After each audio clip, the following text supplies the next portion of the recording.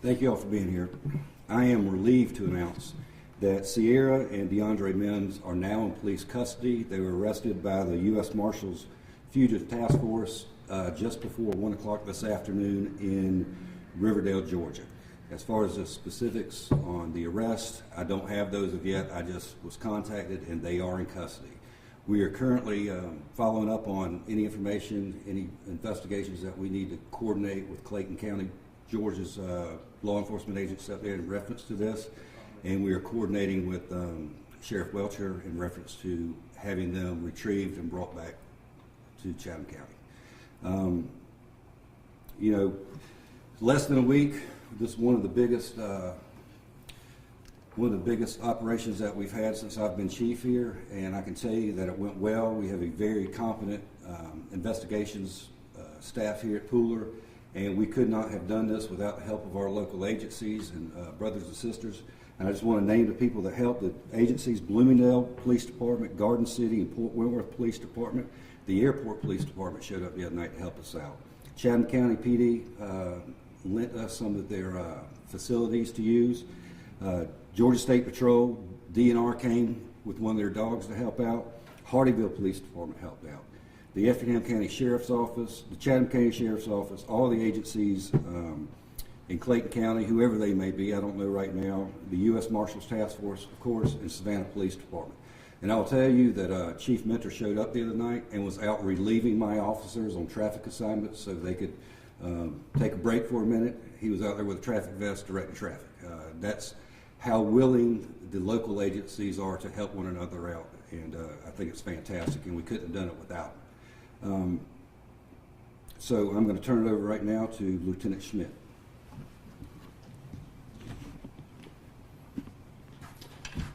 I'll just second what the chief said, that from day one, from moment one, from hour one, this has been a very fluid investigation, and the cooperation has been phenomenal across all the way across from all the agencies listed. This case worked flawlessly and seamlessly across the board, and we couldn't have done it without all those helps. Based off of that, we were able to establish the 3 suspects that are now in custody fairly quick. We placed what we feel fairly confident is a solid case against them, and are in the process of wrapping up that now. Questions? Can you just spell your first and last name? John, common spelling, Schmidt, S-C-H-M-I-T-T. Can you tell us now, are the charges going to differ, or what are the charges going to be charged? The charges that they're charged with now is aggravated assault, conspiracy to commit murder, and murder. As this case progresses through the court and into grand jury, there will, of course, be additional charges that will be added at that time. And that will be a coalition between myself and the district attorney's office to see what charges are appropriately needed at that time, and then additional charges would be brought forth at that time period. Can you verify the relationship between Sierra and DeAndre? Sierra and DeAndre are cousins. All right. They're now being extradited back here. When will that happen? We don't actually have to extradite them. That's from one state to the next. They are in Riverdale, Clayton County, Georgia. Our sheriff here, Sheriff Welcher, immediately jumped on board and is working those details out to have them transported back to Chatham County. Have you all been able to determine if any of this has been gang-related or anything else? We have nothing to suggest that this is gang-related at this time. Do you have a motive? We're still putting together pieces of that. Can you say anything about the relationship between the suspect and the victim? No, I don't want to do that at this time. Is that it? Can you say anything about the circumstances of the arrest? Like, where were they? Were they in a hotel or anything like that? Or do you know? Basically, what I have from Clayton County and the U.S. Marshal Service, they were at an individual's house.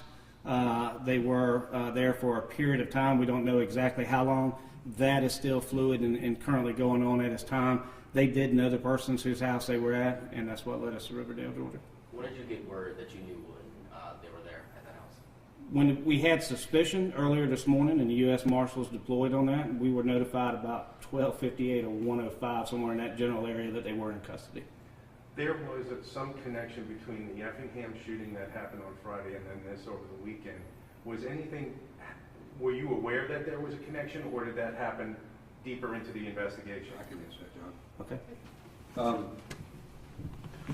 At about 5 o'clock Friday morning, When the Effingham County Sheriff's Office got notified of the shooting that had occurred where the 10-year-old had gotten shot, immediately they realized that some of the parties involved were from Pooler, and I was notified about 5 a.m. and we started working Friday morning as soon as we all got to work on trying to track people down and find them, and that's at the moment that we got involved.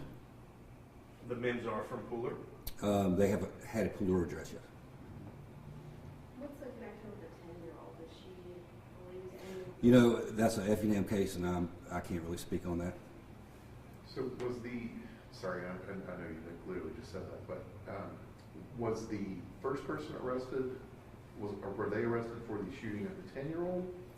As far as I know right now, Effingham has not made any charges on that shooting as of yet. So all three of the suspects? The 3 suspects that are in custody right now, all charges are related to the Pooler shooting Saturday night. Can you go over those charges one more time? They were for aggravated assault, conspiracy to commit murder, and murder. Can you talk a little bit, Chief, about the coordinated, it was a massive undertaking with a lot of municipalities, state, and I would assume federal, or? Right. Talk The about- U.S. Marshals, yes. Can you talk about the coordinated effort that was involved to take them down? You know, I've said it many times when we have big operations like this about the condition of our local law enforcement right now. I've never seen it, 25 years, and I've never seen it as healthy as it is right now. I didn't have to call Savannah. Savannah called me. They heard about the shooting Saturday night. They started calling me. I looked up, Chief Mentor was showing up. You pick up the phone, you call, and you ask these other chiefs or the sheriffs. You know, Sheriff McDuffie sent all his investigators to Sam's Saturday night and sent me 2 crime scene techs. It's that simple.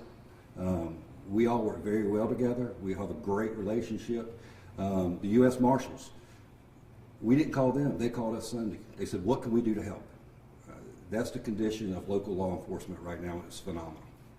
You said earlier in the week that you would feel a lot more comfortable when these 2 were in custody. What message do you have right now to the people here in the city of Pooler?